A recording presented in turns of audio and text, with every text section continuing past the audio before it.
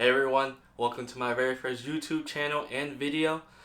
My name is Long Lu, and today I'm going to be bringing you a tech review. I will be reviewing the A7R III and if it is still relevant in 2021. So stay tuned and find out.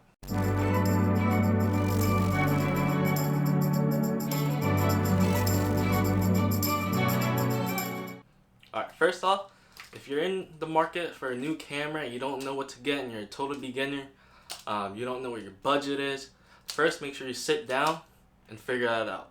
What is your budget? How much are you willing to spend? What do you need a camera for? Do you need it for video, for stills? Make sure you know that first. So today in my hand, this is my A7R III. I use this camera for all my portrait work, all my videos. Let's get to the important things. Price point of the A7R III. It's going to be around 2,700 USD. If you do an educational discount on B&H or Adorama, it's around 2,500. Now, if you wait until around the Thanksgiving, Black Friday, Christmas holiday season, on the educational discount, this camera actually drops down to around 2,200, 2,100, depending on which retailer you buy it from, right? So, if you have patience and you can wait, I will wait until then to actually get the camera. And even then, if you're not looking for 42 megapixels, then you can get the A7 III, which is actually really cheaper with the educational discount, for around 1,700 to 1,800 in USD. Is this camera beginner friendly? I would say yes, in terms that you actually read the manual and actually look up YouTube videos on how the camera works and how to set it up. There are plenty of videos out there for you to do it. Now, if you put the pricing together and the usability of the camera between like beginner, intermediate, then I think it's a great camera to get for the price if you do buy it around the holidays with an educational discount. And if you're like me, you switch from, let's say, Canon to Sony, then you'll figure out the menu system. You're used to Canon menu system and tilt screens and stuff, but the Sony's not that much different. And I'm not speaking bad on Canon, or maybe I am. Oh no! And it's good. I'm just messing around with y'all. I have something on the floor to cushion it. I would never do that to a camera. This is my baby.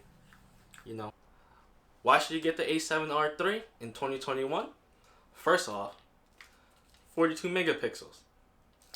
Can't go wrong in post, It has 4K video. Camera also has 1080p with 120 FPS. So you can also switch around, use that mode.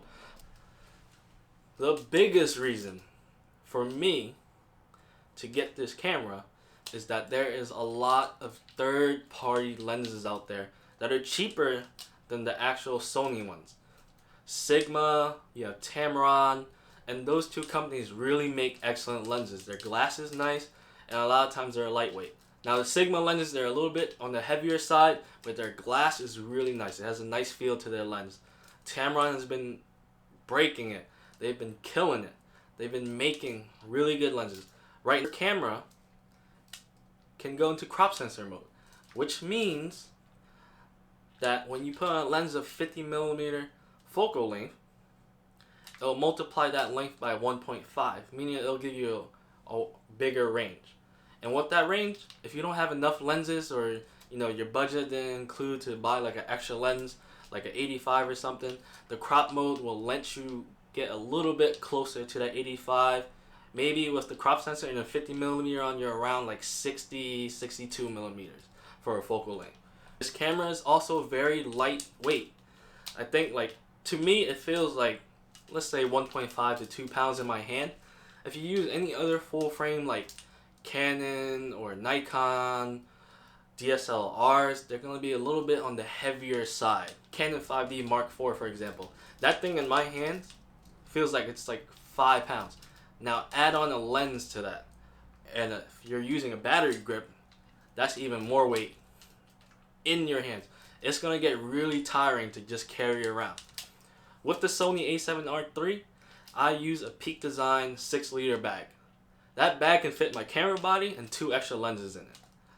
Now, that means I can bring a lot more than if I was just to put a regular DSLR in that bag.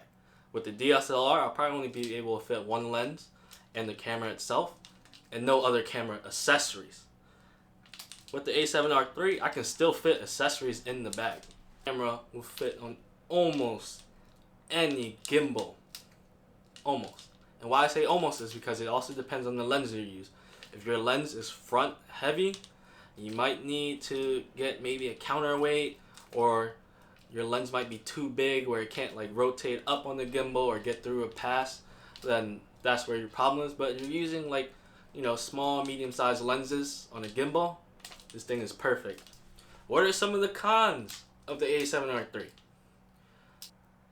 The file sizes of your photos are going to be huge. 42 megapixel raw files run me about like 80 to 85 megabytes. Using crop sensor mode, 18 megapixel RAWs aren't going to be that bad. There's no 4K 60 FPS. This little buddy has no tilt screen. Boo! This camera has a little bit of a learning curve. Means you have to get used to the menu system. You're going to need to build up some muscle memory with the buttons. And, you know, like any other camera, you got to read through the manual. Final verdict. Should you get the camera, and is it still relevant in 2021? The camera is definitely still relevant in 2021. It can shoot 42 megapixel photos and 4K. Honestly, that's all you need. It has a good price point around the holidays. And even if you buy it used from a third-party site or from Adorama or B&H and it comes out to be a little cheaper, then it's worth the investment. I hope my video has helped you decide if you want to hop in and get the camera, or if you want to wait a little bit and start saving to get it. If you enjoyed the video and you want to see more content from me, please don't forget to subscribe and like the video. And, you know, send it around to your friends. If your friends are thinking about getting into photography or videography, this is the camera to do it with.